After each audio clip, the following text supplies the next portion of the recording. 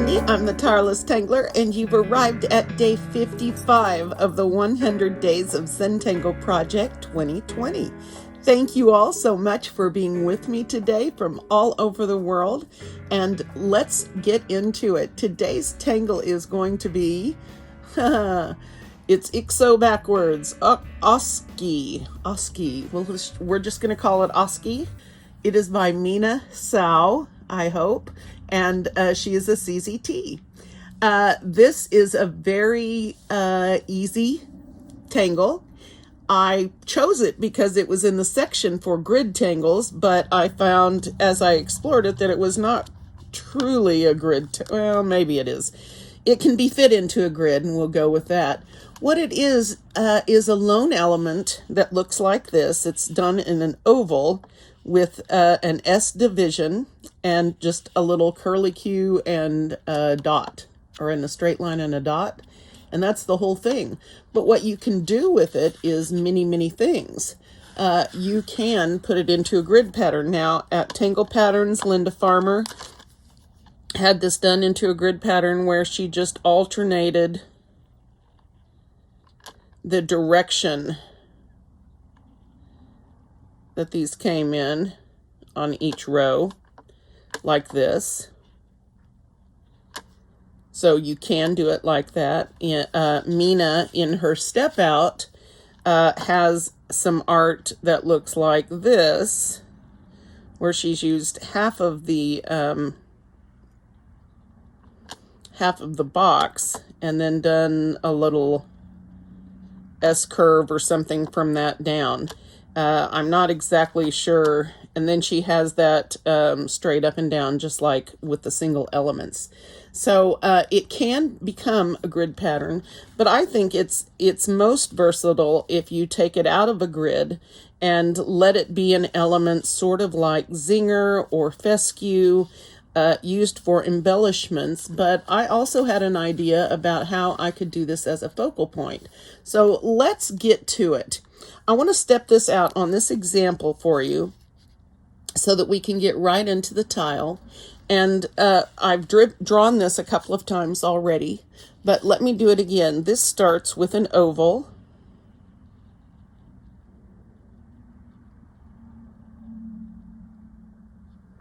Okay. And then you divide this with some sort of an S curve, and you can do it whatever direction that you want. And then at either place where this becomes larger, just make a loop. Now, Mina draws this with one motion. Let me show you. She draws it like this. And I'm going to make this smaller just for examples. Oval.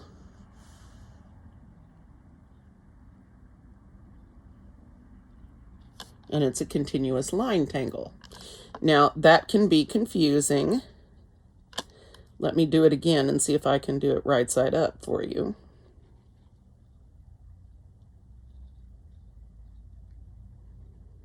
Like that. Now, for some of you, this may be very simple, and for some of you, this may be really a struggle. Practice with me again. Oval. S division, and then loop around one of the wide points at the ends. And it really doesn't matter which end. I could just as easily have done it this way, and then we've got a figure 8 going on. Okay, so up or down, right or left. Now Mina has on Tangle Patterns, she has got 8 different directions or ways that you can draw this, getting the same result but starting in different places. Okay, so if this doesn't work for you, started at the wrong place. You want to try starting at the same place and try to get it to the point where you can complete the whole tangle in one stroke of the pen. Now, I think this looks like a rosebud. This example over here, I think, looks like a rosebud. So I'm going to put this on a tile today, and I'm going to use a Zentangle original tile. And I'm going to play with my brown pen and maybe my sepia pen. We'll see. So I want to try this first and foremost in the center of this tile and see if I can make a focal point out of it, okay? And this is just my idea. You may take any of these ideas or go to Tangle Patterns and check out the art there and get your own ideas, and that's fine too. That's actually awesome. So I'm going to put a tiny dot here just so I know where I'm aiming for, and you probably can't even see it. It's so small. And then I'm going to set these up in a what is that called? A cross. Goodness, Cindy. I don't think I got my dot in the right place either. That's all right. So I'm going to make these sort of largish.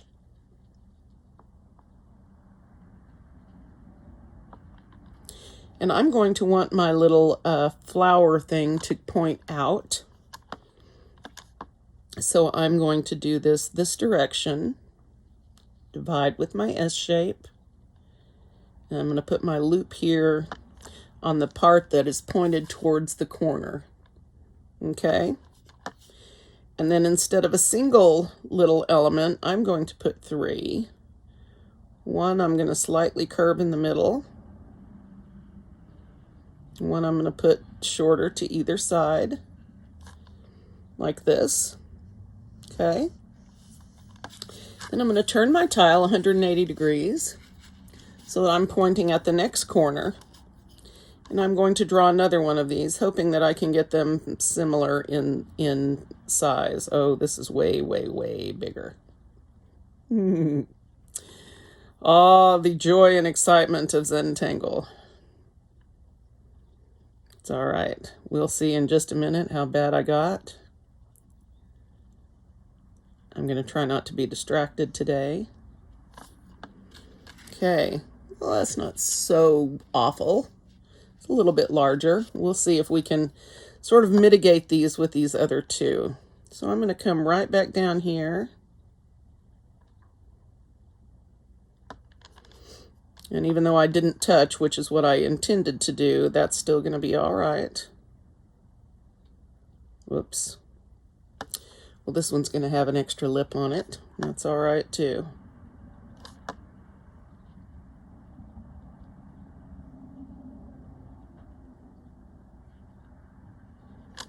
Okay, now maybe I should start here with my 4th one. Then I'm going to turn this. Oh, Cindy. Divide this with my S curve. Then bring my loop around. Add my internal elements.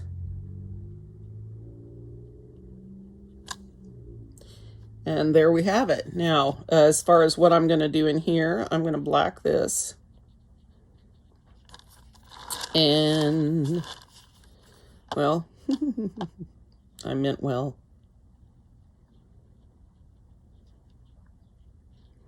I don't know what that's going to do for me, but we'll see. All right. At least it fits now. Okay. So now my question to myself is, do I want to try putting 4 more of these elements around? And I kind of sort of do. Or do I want to embellish in here, like put some fescue, or I wouldn't even have to use fescue. It's a monotangle, so I could put little tendrils of OSCi on there. And I think I'm going to save that. I think I'm going to do one more go round with the central element and see how I can do.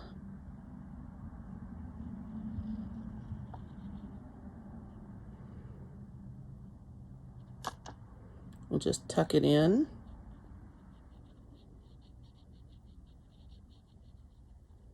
I think by the time I'm done with this, nobody's going to notice all the little ones. All the little things that I see as problems are going to be completely gone in the midst of the rest of the mess I make. Sometimes that's the way it goes. Okay, let's put a couple more in here.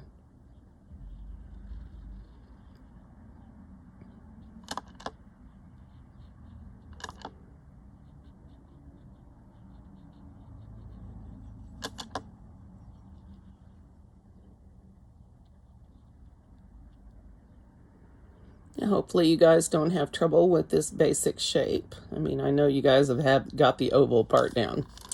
Even I did that part. But just that simple S division, I know that that caused some of you issues earlier on in this challenge or in this project. So don't get overwhelmed by that. Just practice it. It's an element that we use a lot in Zentangle, and I would love to see you guys sort of master it.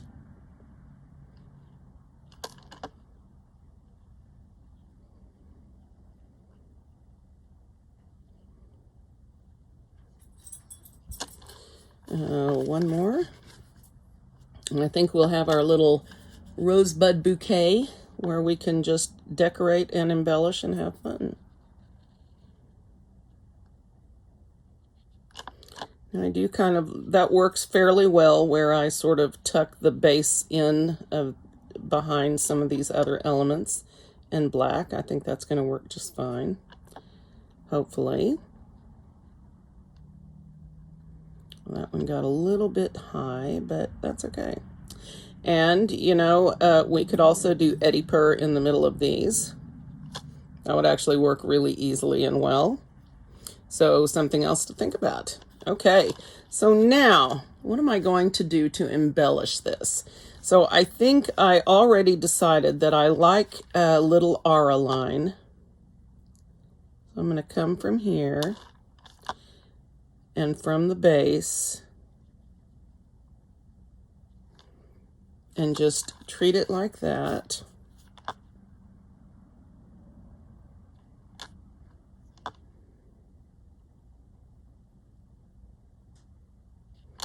And really, you can make these look however you think they should look.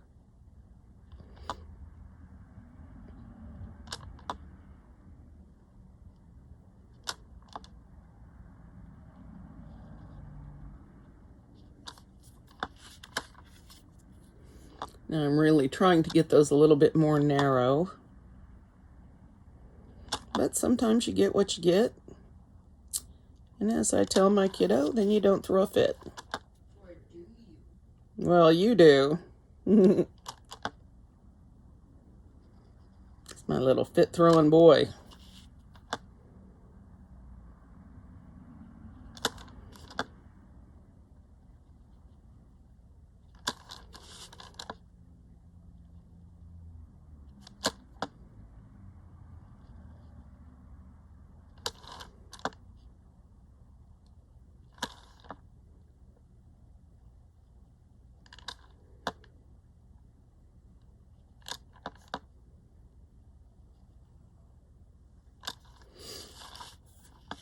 All right, so I got all the way around.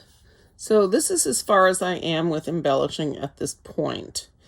So I think now what I want to do is I want to put some of these little, these elements out here and connect them with these little tendrils. So let's see, I want to put a little one.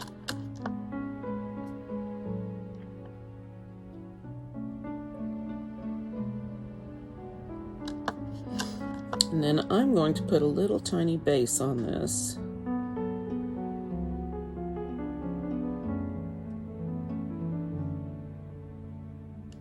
Just tuck it right in there. And let's see.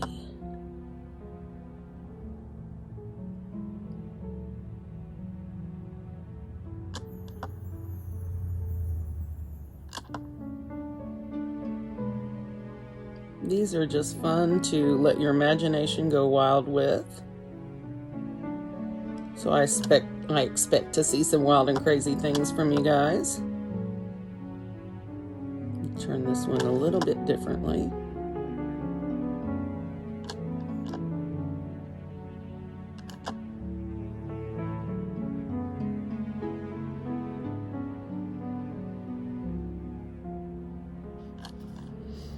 Okay, let's see.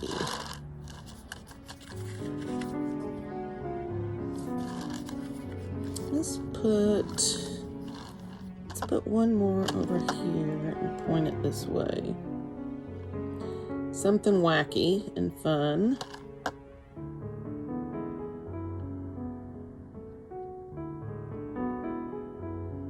This guy's got his own personality, and that is good. We like personality. So something like this is what I'm going to do. And I'm just going to keep filling in, and at points I'm probably going to put some of these little things just to sort of fill in and give it some more interest.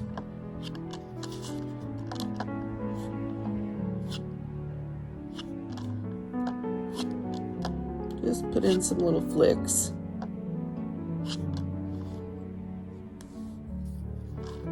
Give it a little life, and then I'm going to move on to the next section. And I'm probably also going to round between the elements once I get down in here in the crevices. Okay.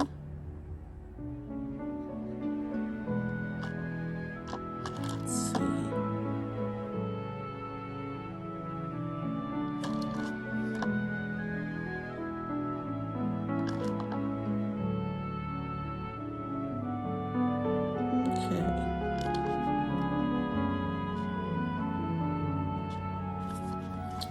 Okay, so let's do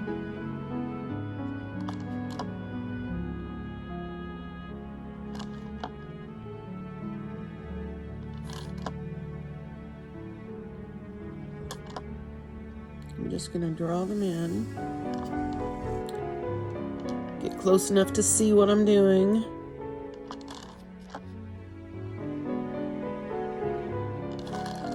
Not always easy. And then I'm going to put bases on them.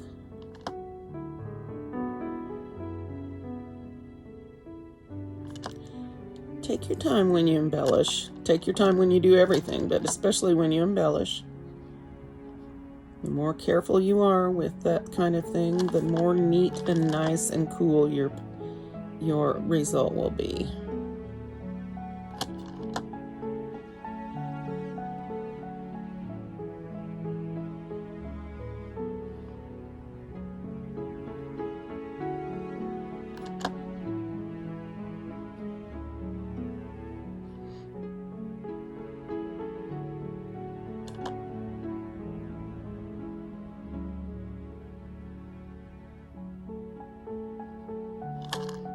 Okay, and then we'll flick some of this out.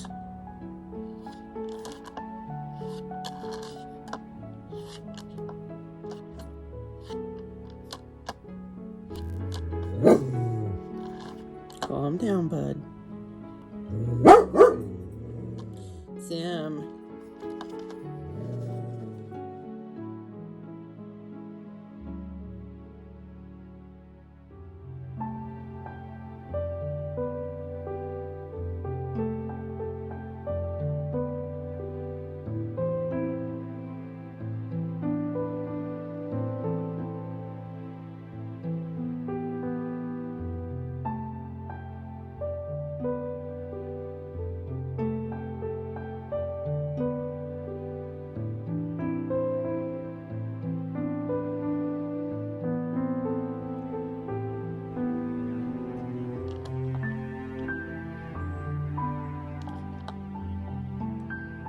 And even these elements that are small,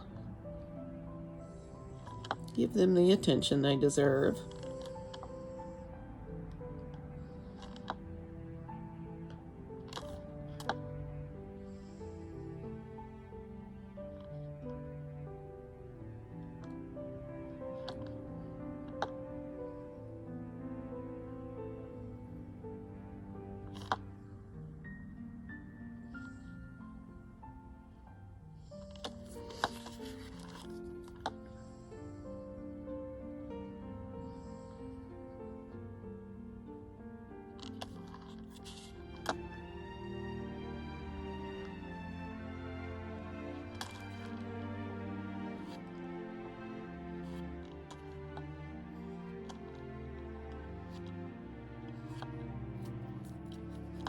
We really don't need a lot of those to give the impression that we're looking for here.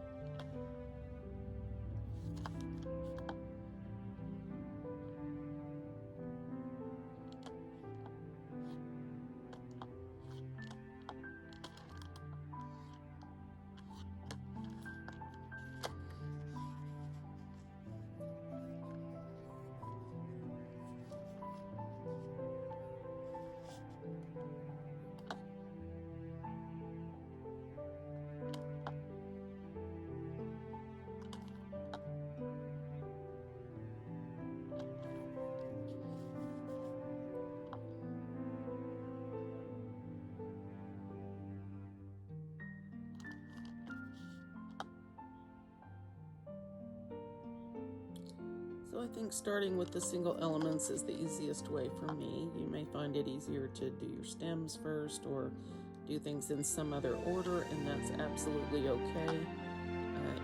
You of course can do things however you like, whatever way makes the most sense to you.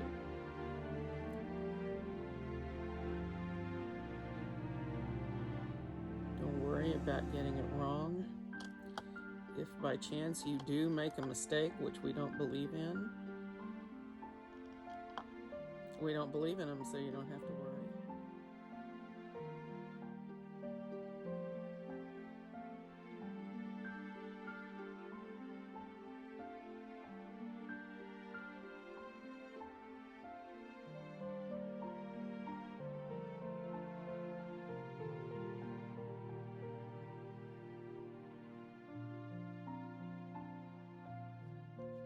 All right, so I could possibly leave it here, but I think of course I should go all the way around. I mean, I could put a little stem or something weird like that, but I think I'll just make it focal pointy and go for it. I may add some zingers or something else in here. I really like being able to put these elements in however I like and just connect them up.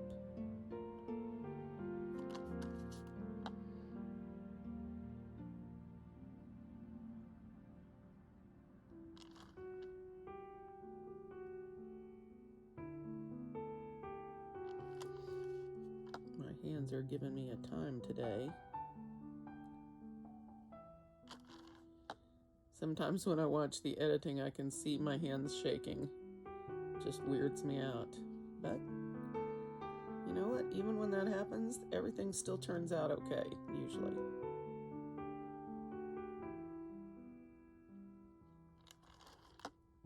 I hope you guys are doing well this weekend. I guess this is a Sunday video.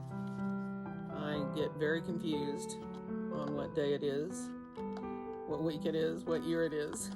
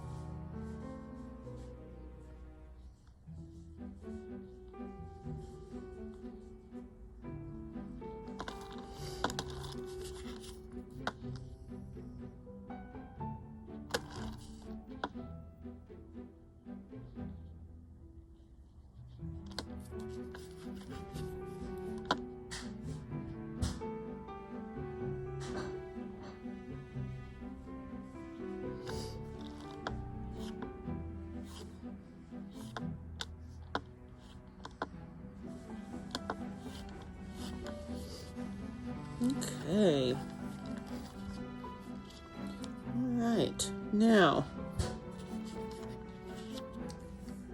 what to do, what to do.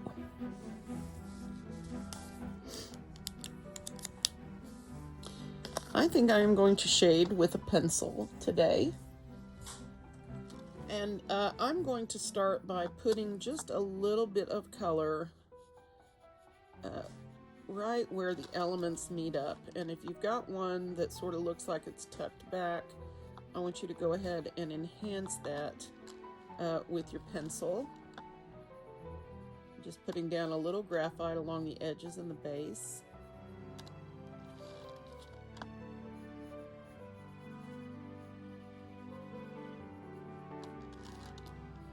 I'm also going to put some at the base of where these little tendrils come out.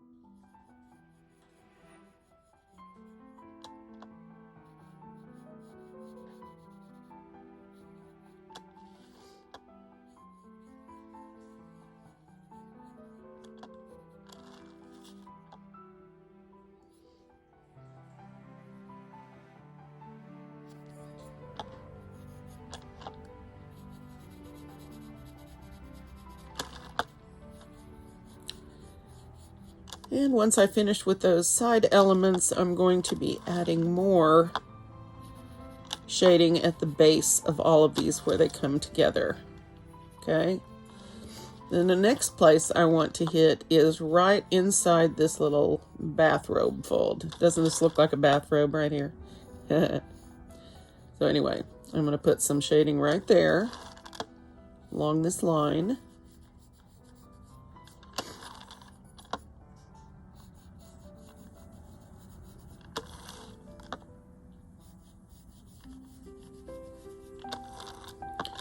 Just like this.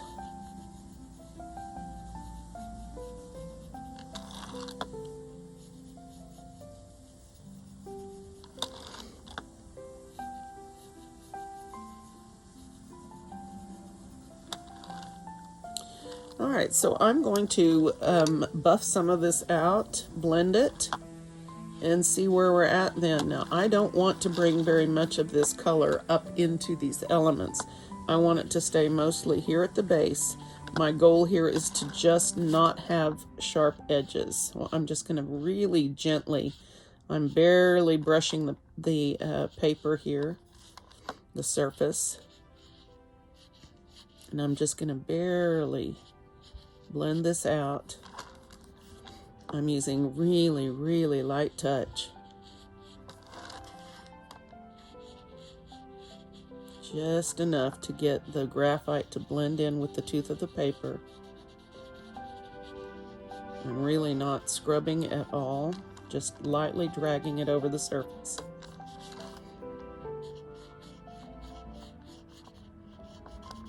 And we'll probably add some more here in a minute.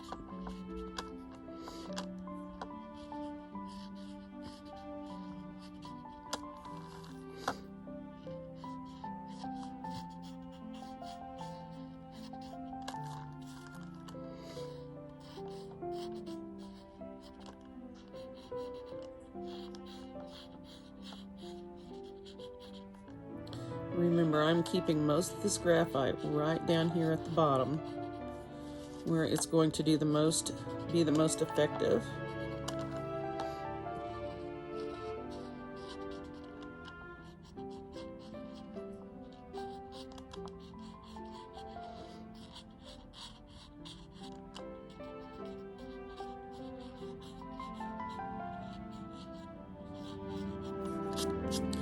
Now down here at the bottom where I have gone over and over the tooth with my ink pen, you can get places where when you go over them with your tortillon, you scrub the tooth of the paper up because it is ink saturated and so is easy to move. So you just want to be really cautious if you're stroking your tortillon over a place where you've got a lot of ink. That can pull up your tooth, and so you just want to be really, really gentle. Remember, the tooth is the surface of the paper. I don't know why they call it the tooth, but they do.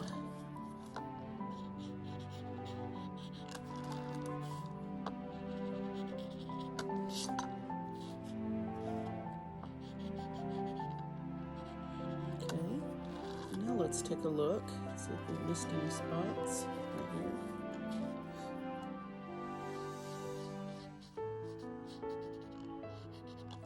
Okay, now I'm going to bring my graphite pencil here again, where these little tendrils start coming out between the elements. I'm going to really, really deepen this with my graphite.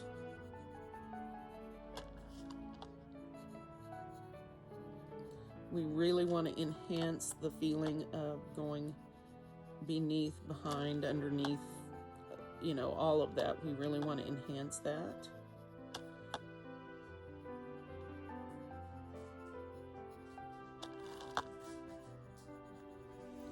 I'm adding some more around the bottoms. This is what I call my second shading run.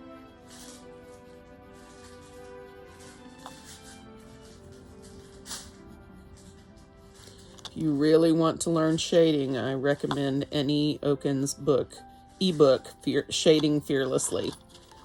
Highly recommend that. I don't know if she's got it up on her new Teachable platform. She focuses now on Art Club, but still sells all of her lessons separately. She's moving from one platform to another, so she has partially moved the things from the new platform to the old, or from the old platform to the new one, but not completely. So just check with her at annieoken.com and tell her what you're interested in, and she will help you out. I also highly recommend Art Club. I just cannot explain to you what a big difference that made in my life. I am not nearly as active as I would like to be, because I really don't have time to indulge in things for me right now. As soon as we're done with our 100-day project and I move to just posting a couple of times a week, probably 4 times a week, then I'll have time to sort of edify myself, if you will.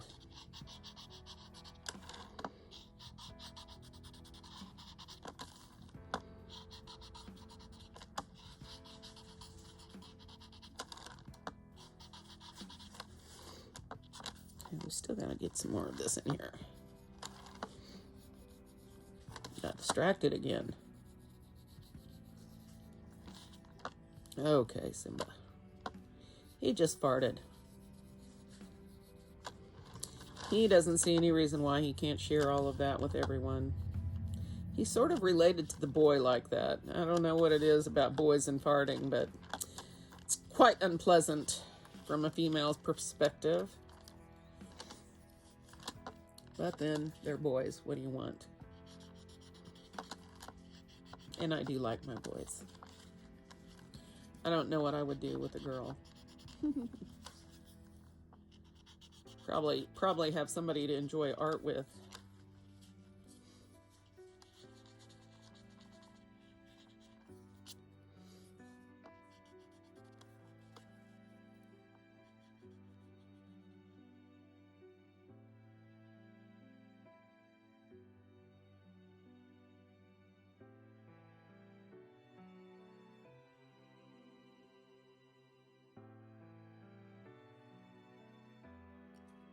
Right.